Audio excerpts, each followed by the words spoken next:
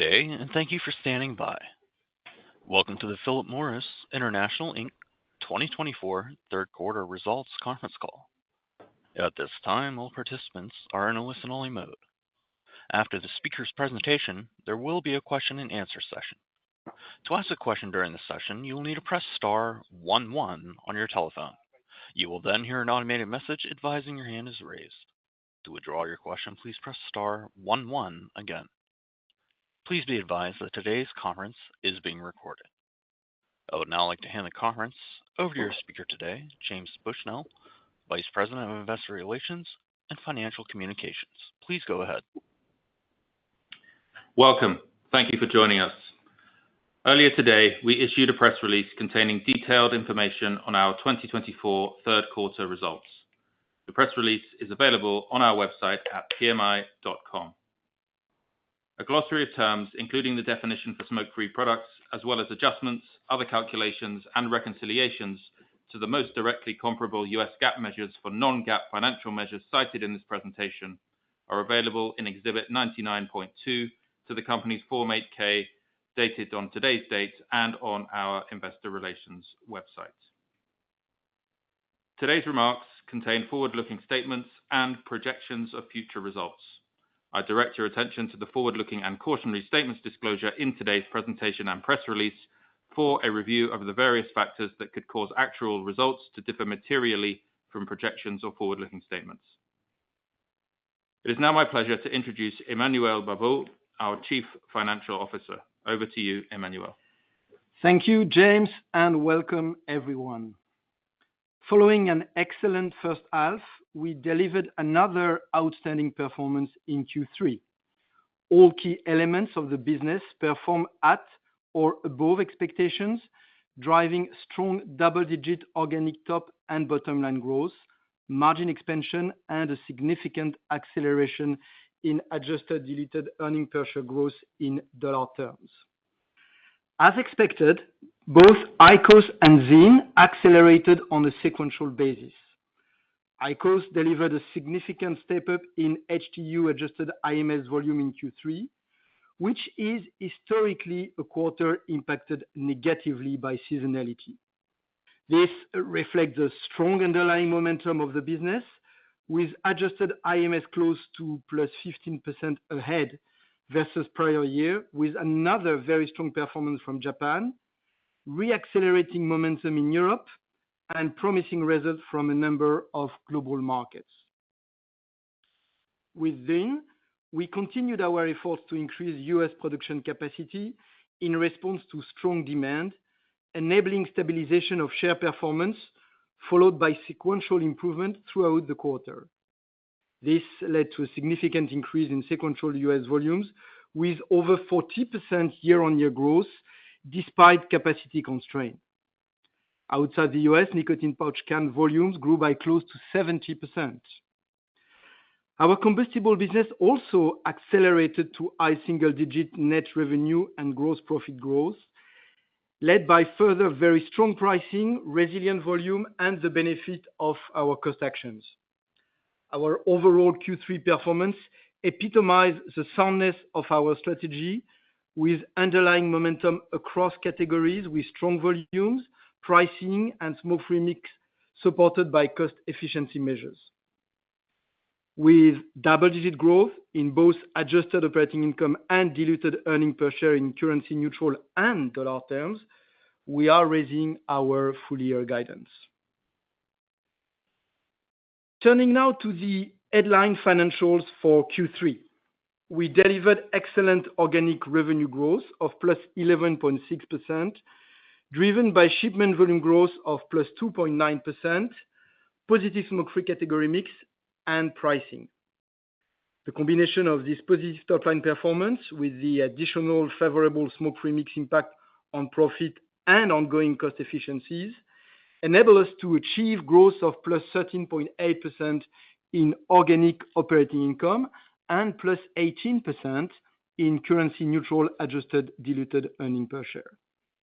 This excludes an unfavorable currency impact of 6 cents, notably due to weakness in the Egyptian pound, Argentine peso, and the strong Swiss franc, partly offset by the Japanese yen. Despite the currency headwind, our proactive measures on pricing and accelerated cost initiatives drove plus 11.2% dollar growth in adjusted operating income and plus 14.4% dollar growth in adjusted diluted earnings per share to a record $1.91. This better-than-expected earnings delivery reflects IQOS and ZYN shipment volume at the higher end of our expectation and a very strong combustible performance. In addition, we benefited from a lower net financing cost, including increased interest income, as well as mark-to-market gains on derivatives that we use to manage the currency profile of our debt, driven by interest rate volatility. Combined with an excellent H1, this yields an impressive plus 17.2% year-to-date currency-neutral growth in adjusted diluted earnings per share, with double-digit organic top-line growth and 190 basis points of organic operating income margin expansion. Including currency, we delivered adjusted earnings per share growth of close to plus 8%, which is a testament to our continued focus on delivering strong performance in dollar terms. Let's turn to the Q3 financial performance by category, with both sides of the business producing excellent results. Smoke-free net revenue and gross profit grew organically by plus 16.8% and plus 20.2% respectively, driving 200 basis points of gross margin expansion. This reflects a robust IQOS performance in the quarter, including manufacturing productivities, as well as the continued accretion of ZYN and a small but growing contribution from VEEV. Smoke-free gross margins were more than 450 basis points higher than combustible in Q3 and more than 200 basis points higher year-to-date. Combustible net revenue and gross profit growth accelerated to almost plus 9% organically. Combustible gross margin improved by plus 10 basis points organically and by plus 20 basis points in dollar terms, marking the second quarter of expansion following a challenging 2023. We continue to target combustible gross margin expansion for the year in organic and dollar terms, as cost pressure, including the impact of the EU Single-Use Plastic Directive, are more than offset by pricing and ongoing cost initiatives. Focusing now on volumes, we are well on track for our fourth consecutive year of volume growth. Our business delivered a remarkable performance of around plus 3% total shipment growth, both in Q3 and year-to-date, with all categories and all four regions growing over both periods. Q3 HTU adjusted IMS growth of plus 14.8% reflects the underlying dynamism of our IQOS business, with a continued strong performance in Japan and a reacceleration in Europe as expected. Q3 HTU shipment of 35.3 billion units were at the upper end of our expectation, with a superior adjusted in-market sales growth compared to shipments due to shipment phasing, as highlighted in H1. Our oral smoke-free business grew Q3 shipment volume by plus 22.2%, with ZYN powering US growth of plus 41.4% and very strong international performance. Our VEEV e-vapor business exhibited continued volume momentum in the quarter, reaching the equivalent of 1.2 billion units on year-to-date basis. Q3 cigarette shipments grew by plus 1.3%, outpacing the total estimated international cigarette industry, excluding China and the US, at plus 0.5%.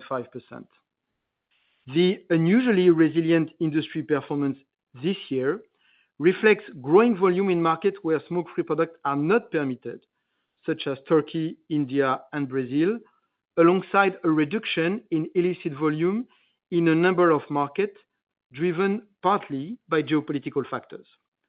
Our growth includes notable contributions from Turkey, India, and Italy and reflect good category share performance despite robust pricing. Our exceptional Q3 revenue performance reflected our three structural pillars of top-line growth: volume, pricing, and smoke-free mix shift. Building on our very robust volume growth, pricing contributed plus 7.5 points of growth. This was powered by strong combustible pricing of plus 9.7%, plus 3% pricing for IQOS HTUs, and a notable contribution from ZYN. The positive mix impact of our smoke-free business delivered plus 1.4 points despite the strong growth of combustible, given the higher net revenue per unit of both IQOS and ZYN. As in prior quarters, geographic mix was negative, but to a lesser degree, as growth stepped up in Europe and the US. The year-to-date net revenue drivers were very similar, with double-digit organic top-line growth built on positive volume, smoke-free category mix of more than plus 2 points, and strong pricing. Turning to operating income, we delivered impressive Q3 organic margin expansion of plus 90 basis points and plus 110 basis points in dollar terms. Gross margin increased organically by 80 basis points and by plus 70 basis points in dollar terms. This was again driven by our higher margin smoke-free business, pricing, and ongoing productivity savings across the value chain. Moving now to SG&A. Despite the planned step-up in commercial activity, our organic cost evolution was essentially in line with top-line growth, with plus 40 basis points of margin expansion in adjusted dollar terms, supported by cost efficiency actions. As previously communicated, we target an organic increase in SG&A below the rate of net revenue growth for the year, while still supporting our smoke-free expansion with continued commercial investments. We delivered an incremental $180 million in gross cost efficiencies in Q3, reaching almost $490 million year-to-date, with initiatives notably focused on manufacturing and back-office costs. While only the first year, we are progressing nicely towards our 2024-2026 target of $2 billion in gross savings. On a year-to-date basis, our adjusted operating income margin evolution was also very positive, with plus 190 basis points organic expansion and plus 40 basis points in dollar terms. We are well set to meet our full-year objective of expansion on both bases. Turning now to our IQOS business, which is celebrating the 10-year anniversary of its first launches in Japan and Italy. IQOS is the world's leading smoke-free product, generating over $10 billion in annual net revenues. Notwithstanding the incredible growth and success of the brand over that time, there is a very substantial growth runway over the coming years as more of the world's 1 billion legal-age smokers switch to better alternatives. Indeed, robust growth continues this year. We spoke last quarter about our expectation for a strong H2 delivery, with continued user growth momentum supported by our commercial programs, including events to celebrate the 10-year milestone. As expected, Q3 momentum accelerated with plus 14.8% year-on-year growth in HTU adjusted IMS and a very substantial sequential step-up of 1.8 billion units versus Q2, which is especially impressive in a quarter that is typically negatively impacted by seasonality. This reflects a return to double-digit growth in Europe, a continued excellent trajectory in Japan, and a further acceleration from our global markets. We expect further strong growth in Q4. The success of IQOS is built on technology, commercial capabilities, brand building, and innovation on both devices and consumables. Following the successful launch of the IQOS ILUMA i device in Japan earlier this year, we are expanding the rollout to more markets, including Italy, Greece, Portugal, Romania, and Switzerland. Focusing now on IQOS in Europe, I am pleased to report a Q3 re-acceleration in adjusted in-market sales growth to +11.3% following a slower Q2 progression. This includes the resumption of growth in market passing through the adjustment phase of the characterizing flavor ban. The majority of EU HTU volume is now covered by the ban, and we observe a return to robust growth in markets such as Greece, Romania, and Portugal. Following the stronger-than-expected initial impact in Q2, we are pleased to report positive volume momentum in Italy. This was supported by the launch of recent HTU variants, including our mainstream price offering Delia and tobacco-free Livia, jointly accounting for close to 7% of Italy's HTU offtake 3 months from launch. In addition, we see excellent momentum in markets such as Germany, Spain, and the UK, and increasingly balanced growth across markets overall, regardless of IQOS penetration. Regional Q3 adjusted HTU share was up by 0.8 points year-on-year to 9.5%, and modestly lower sequentially due to the typical impact of seasonally higher combustible volume in the summer. HTU adjusted IMS volumes reached 13.2 billion units on the 4-quarter moving average, maintaining our high share of the category with robust sequential growth. Looking at our key city offtake shares in Europe, we see continued rapid progress in a large number of cities. An increasing number are posting growth of over 2 points year-on-year, which is the most meaningful comparison given seasonal factors. Particular callouts include Budapest, Athens, Bratislava, Bucharest, London, and Amsterdam.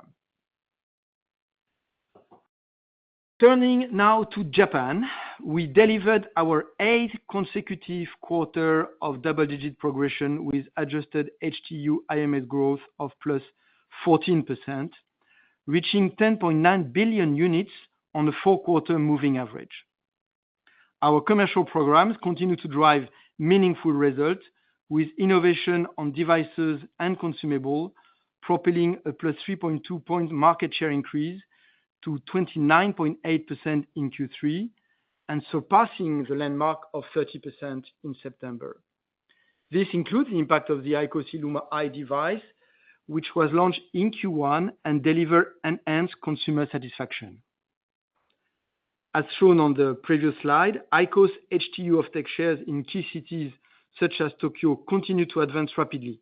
We have previously flagged that Tokyo offtake share for the overall heat-not-burn category reached 50% earlier this year.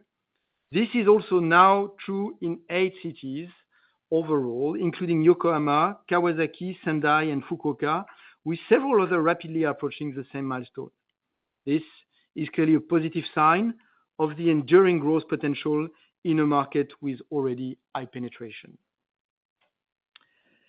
Taking a more global view, we continue to see very good growth across a number of global markets, as highlighted by key city offtake shares.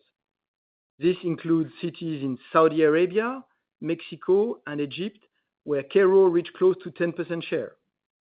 Offtake share of more than 5% in Jakarta is indicative of the strong acceleration in Indonesia as we continue our geographic and portfolio expansion, including a growing offer of closed area HTU variants.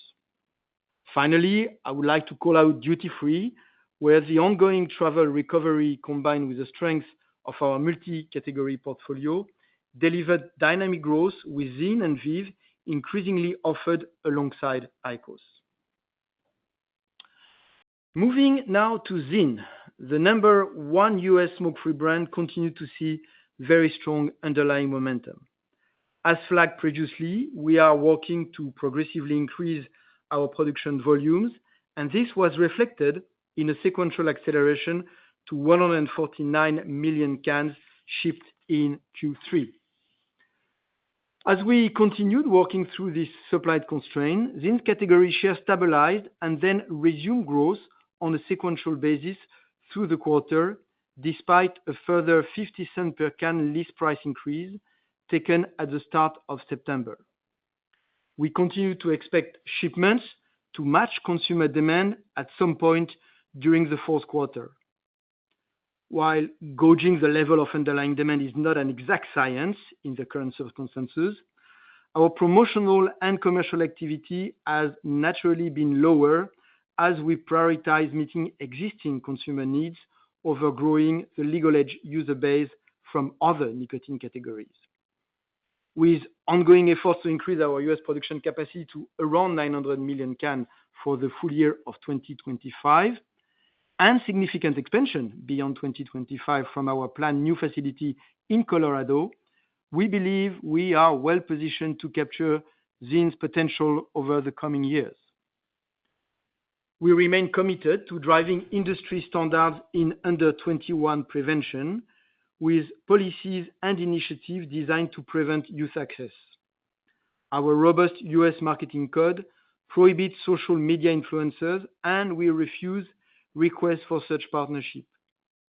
All our own product websites use age verification technology, and we partner with WeCard and TrueAge to support age restriction check for retail sales. Overall, we are encouraged by the result of our efforts, which I'll come back to. Combating trade in illicit tobacco and nicotine products remains a top priority, and we dedicate a significant level of resources to support these efforts. We have strong governance and supply chain control in place, and we take appropriate action where necessary, including limiting and/or terminating sales to certain customers in both the online and traditional trade, and we are continuously improving these control measures. We also closely monitor import of products which may be illicit or infringing our patent, and we are committed to act on our own or in conjunction with the authorities to prevent these products being illegally commercialized. Our multi-category approach continues to gain momentum as we leverage the strengths of our leading brands whilst expanding the reach of our smoke-free portfolio. For nicotine pouches, we are focused on responsibly building the category with ZYN in international markets. Increasing category awareness and interest among legal-age nicotine users is driving positive traction in a growing number of geographies. We have increased ZYN's presence year on year to 30 markets, including the Philippines, Mexico, several European markets, as well as within duty-free.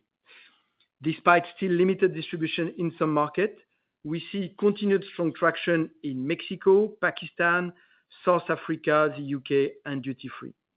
The category also continues to grow robustly in Scandinavia.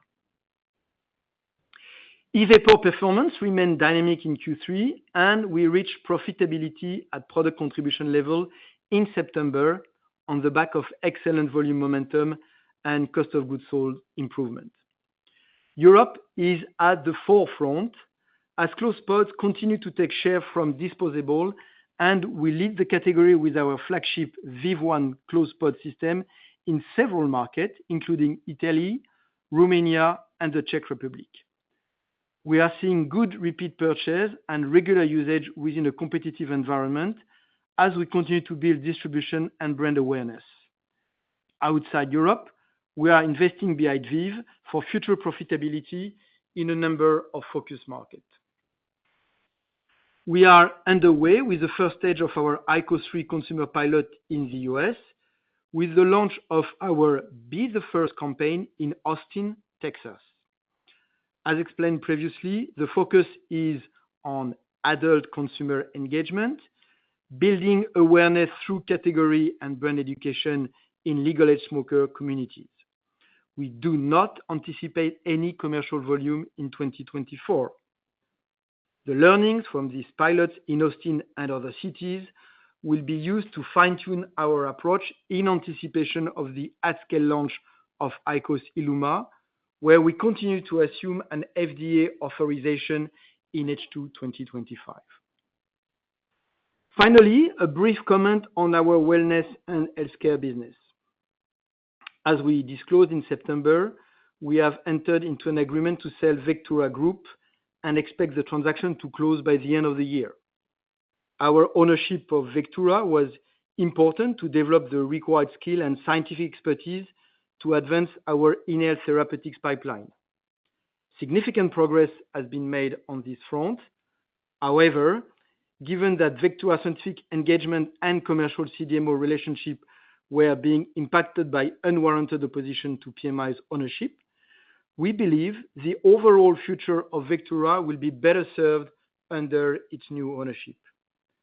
Together with the divestment, we announced the establishment of master service agreements to support the continued development of our inhaled therapeutic proprietary pipeline.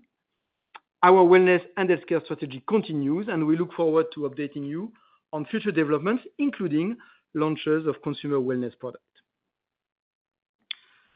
Moving now to combustibles, where our portfolio delivered a very strong financial performance.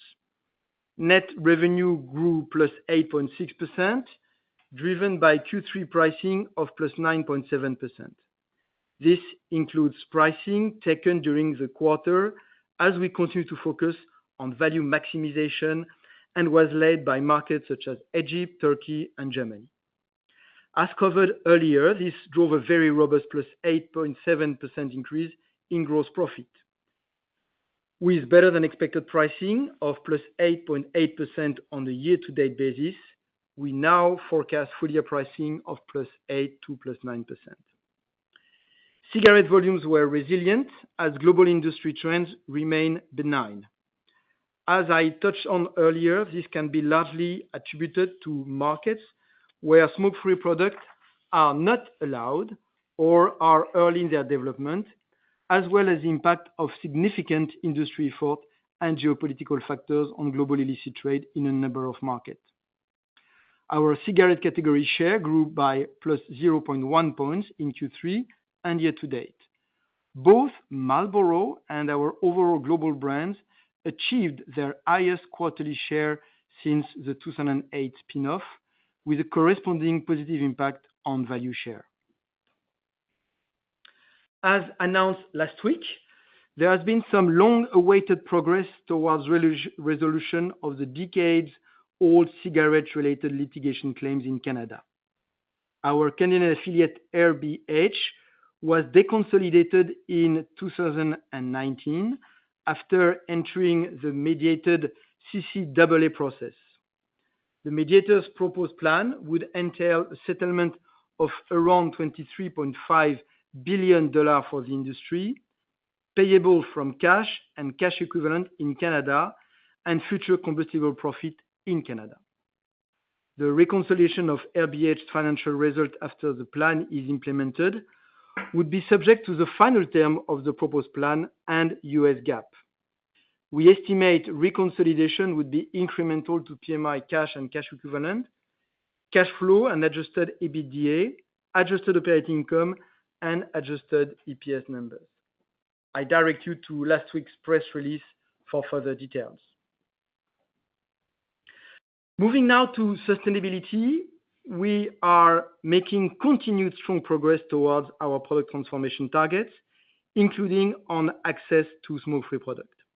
Our smoke-free products are now available in 92 markets, placing us on track for our aspiration of 100 by 2025. As a reminder, there remain a notable number of markets where smoke-free products are not yet available due to regulatory constraints, which is the case of heated tobacco, make up close to 1/5 of industry volume, excluding China, as covered at our Investor Day last year. We are also moving nicely towards our objective for low and middle-income countries to comprise over 50% of smoke-free product market. Our efforts to increase access to smoke-free products are specific to legal-age nicotine users, and tackling underage nicotine use is a critical area of focus. We are encouraged by the results of the US 2024 National Youth Tobacco Survey, which reported youth usage of nicotine pouches remained very low at less than 2%, with no statistically significant change year on year despite the strong growth of the overall category.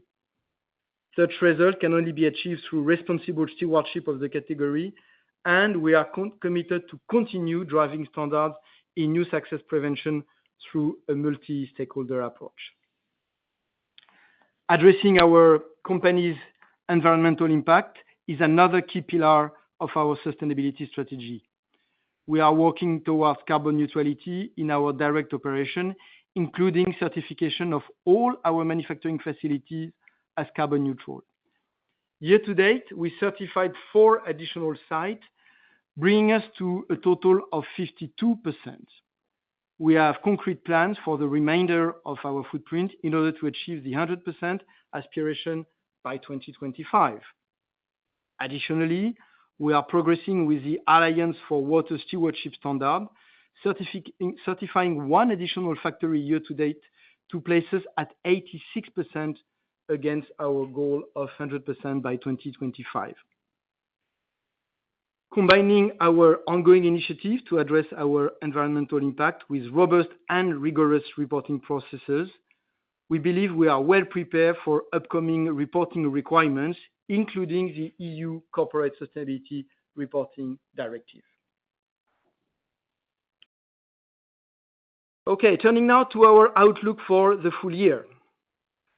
Following this stronger than expected year-to-date performance, we are raising our full-year volume, organic sales growth, organic OI growth, and bottom-line currency-neutral and US dollar forecast. First, to volumes, where we target record organic growth and increase our outlook to +2% to +3% total shipment progression. Within this, we continue to expect adjusted IMS HTU volume growth of around +13% and shipment volumes of around 140 billion. This forecast continues to assume an impact from the EU characterizing flavor ban of just over 2 billion units and no volumes in Taiwan, where we continue to await regulatory approval. For US ZYN, we forecast shipment volume at the upper end of our prior guidance in the range of 570 to 580 million cans, reflecting the progress made on capacity expansion as well as continued strong demand. Our outlook also factors in a robust combustible performance driven by a resilient total category, as previously outlined. Given the combination of strong volume with accelerated pricing and continued smoke-free mix, we are increasing our forecast organic net revenue growth to around +9.5%. This includes strong double-digit organic growth in smoke-free net revenue and should result in close to $15 billion in total for the year. With the impact of this improved top-line performance, coupled with IQOS and ZYN operating leverage and further cost efficiency, we now also raise our forecast adjusted organic OI growth to +14% to +14.5% for the year. We continue to target adjusted gross margin expansion for both smoke-free product and combustible, and adjusted OI margin expansion for total PMI, all in both organic and dollar terms. Accordingly, we are raising our forecast for currency-neutral adjusted diluted EPS growth to +14% to +15%, which also factors in lower than anticipated net financing costs, including higher interest income. This translates into a range of $6.45 to $6.51, including an unfavorable currency impact of 40 cents for the year at prevailing rates. The 6-cent increase in expected currency headwind largely reflects the same factor as Q3. On a US dollar basis, this forecast represents very robust growth of approximately +7% to +8%.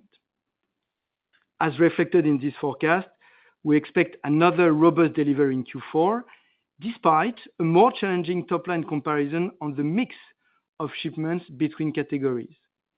We also target another quarter of adjusted growth and operating margin expansion, including a planned increase in commercial investment behind our smoke-free brands. Q4 net financing costs are likely to be sequentially higher, notably given the mark-to-market benefit in Q3 from the volatility in interest rate market I mentioned earlier. Our expectation for strong operating cash flow of around $11 billion for the year are unchanged. Factoring in the most recent currency move, we now target a 0.3-0.4 time improvement in our net debt to adjusted EBITDA ratio in 2024. This places us well on track for our target ratio of around 2 times by the end of 2026, with buybacks to be considered subject to board approval once we are within sight of this goal. In conclusion, we delivered another outstanding quarter reflecting the strong underlying momentum of our business, coupled with our proactive step to support superior growth in dollar terms. We are delivering on all key metrics with best-in-class volume and pricing, in addition to substantial margin expansion and earnings growth on both a reported and dollar basis. We are raising our growth outlook for an exceptional 2024, with growth rate comfortably above our 2024-26 targets. While the industry dynamics affecting combustible volumes may be specific to 2024, the key drivers of our growth are both structural and sustainable. Legal age smokers are looking for smoke-free alternatives, and we are building strong and profitable premium brands with IQOS, ZYN, and VEEV to lead the smoke-free category. As we continue our powerful smoke-free transformation, we have significant further opportunity both in the U.S. and internationally. Importantly, we raised our dividend in September for the 17th successive year, in line with our progressive policy. We retain a strong and growing cash generation profile, which enables both reinvestment in long-term growth and the capacity for substantial shareholder returns. Thank you very much for your attention, and we are now very happy to answer your questions. As a reminder, to ask a question, please press star 11 on your telephone and wait for your name to be announced. To withdraw your question, please press star 11 again. Please stand by while we compile the Q&A roster.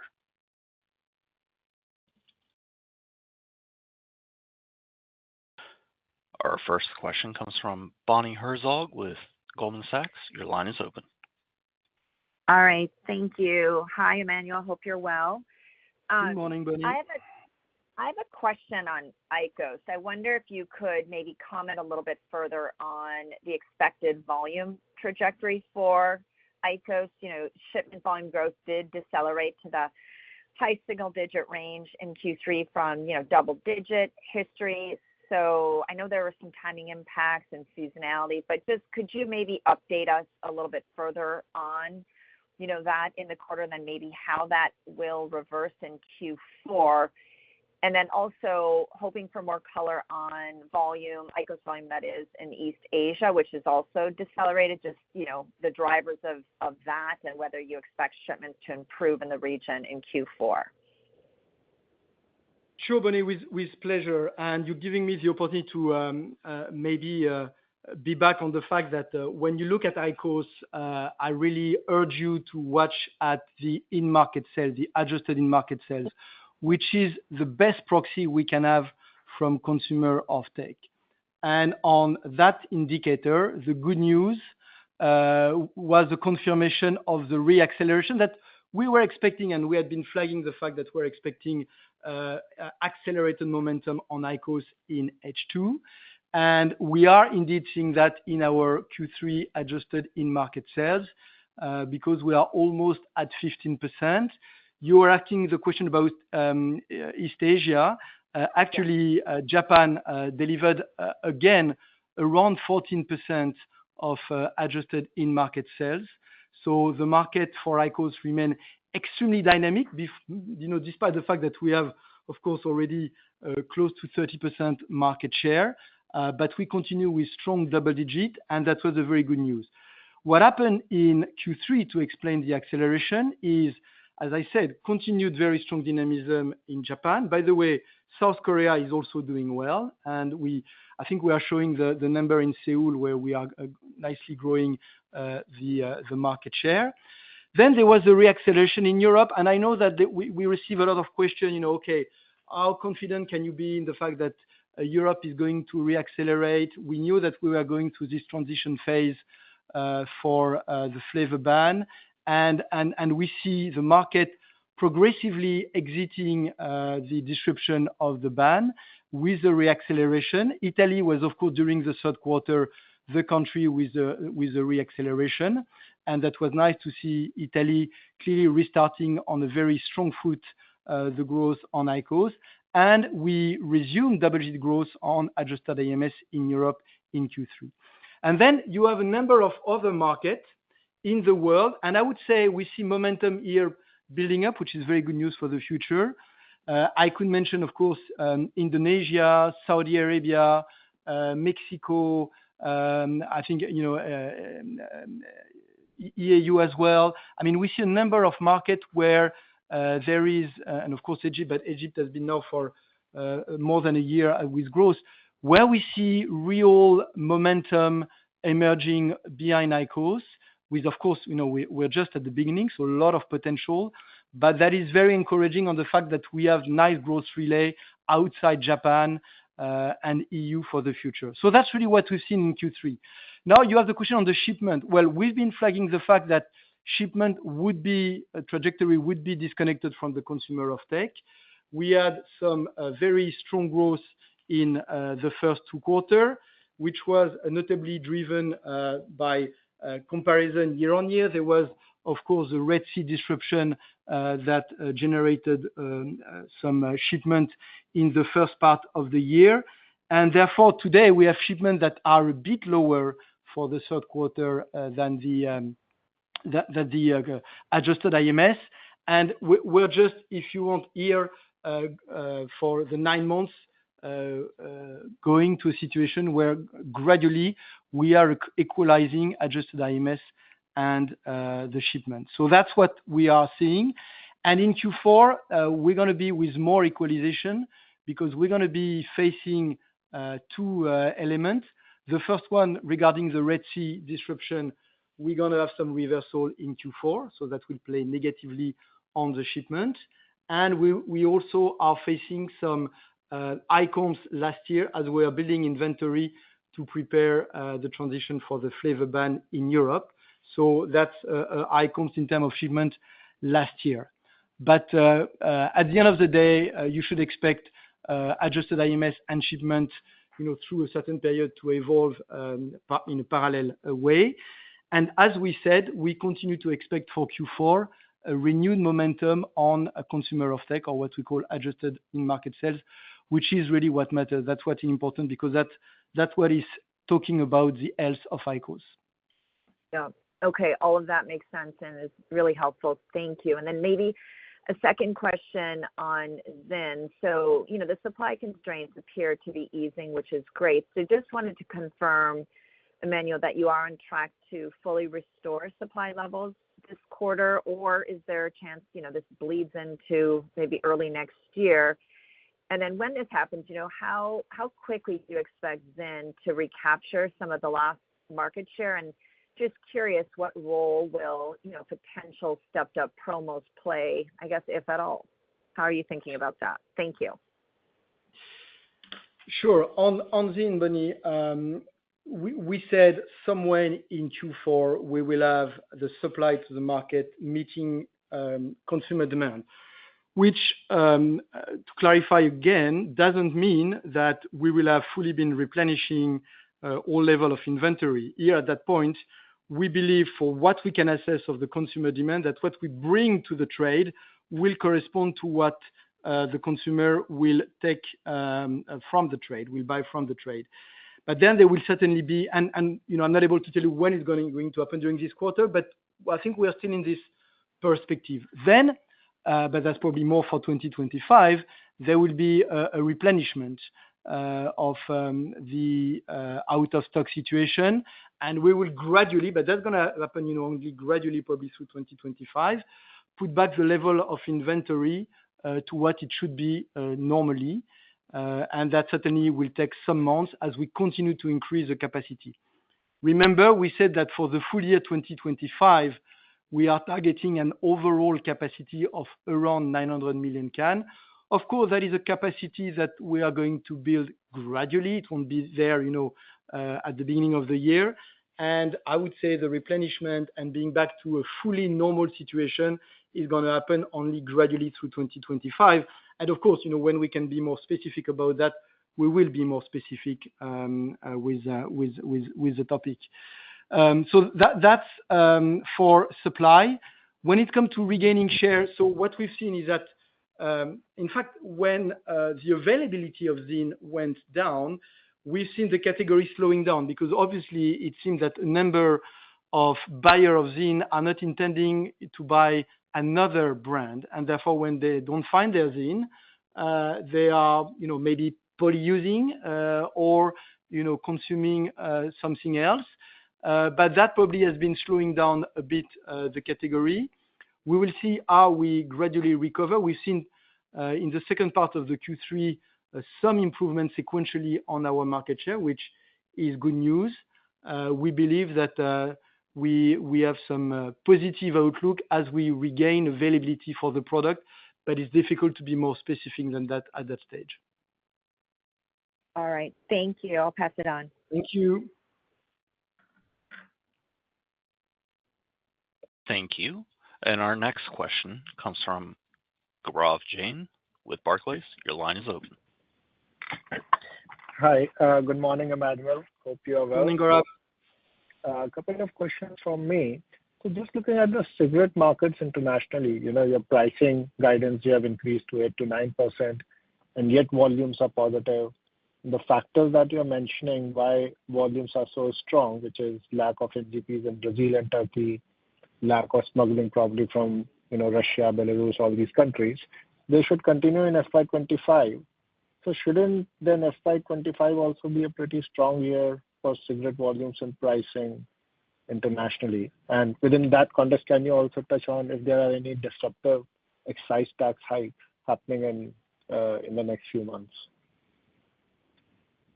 Thanks, Gaurav, for your question. So I don't want to enter now into commenting 2025, and of course, in due course, we'll share with you all the outlook for the year. I think what we are seeing in 24 is well identified. We talk about a number of markets where smoke-free products are not allowed. Sometimes you have increase in the prevalence. Sometimes you have demographics that are playing positively for the consumption of cigarettes. I think India is a clear market when it comes to demographic, for instance.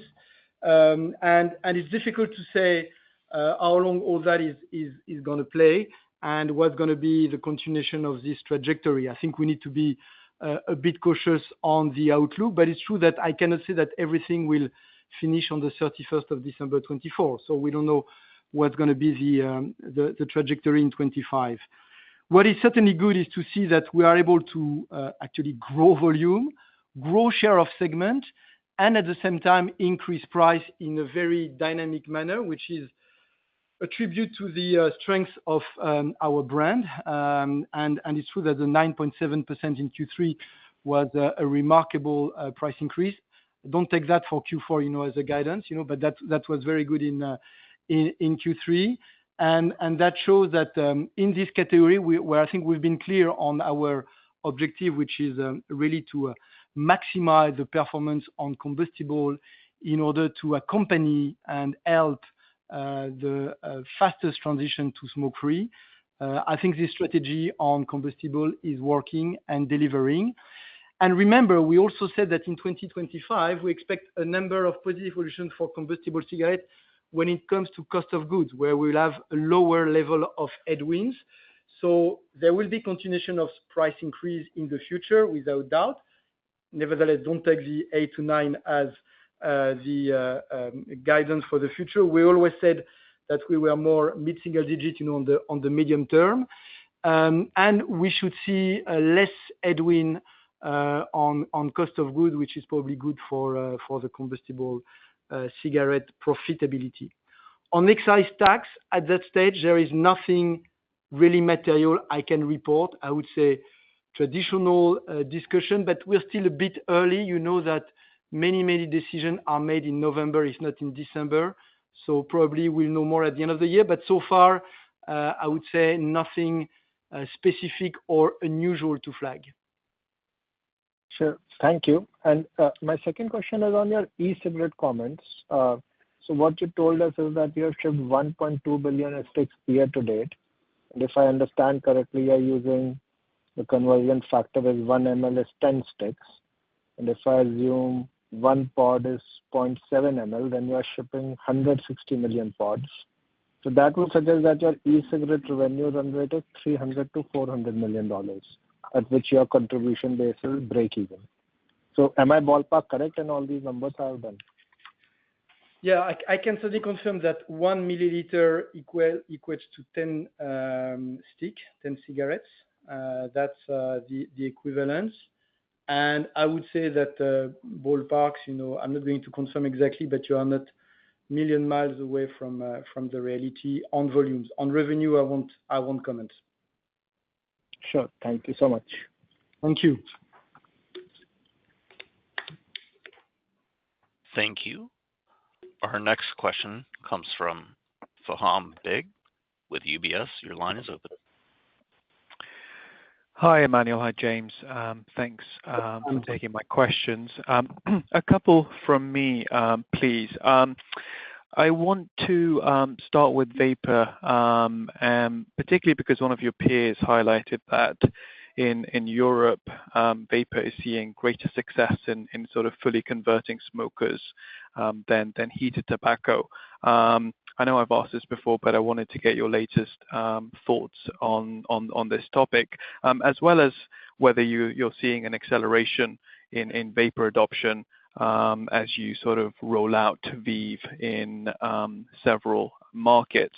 And the second question goes back to nicotine pouches in the US. I noted in your prepared remarks, you've also seen some illicit products coming into the market, some that may be infringing your patents.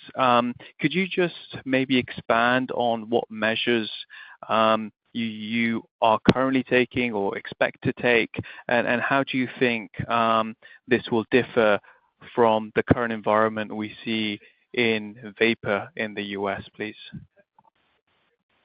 Sure, Fam, with pleasure. So on greater success from vaping in converting smoker, we don't see any of that. The experience is very different. It's quite obvious that versus heat not burn, eating a liquid which has no tobacco is delivering a very, very different experiences. And I think all markets are pointing to the fact that there is clearly a much higher and much better conversion from smokers to heat not burn than to vaping. And I think the success of IQOS is brightly illustrating that. I have to say, I'm not coming back on the performance on IQOS.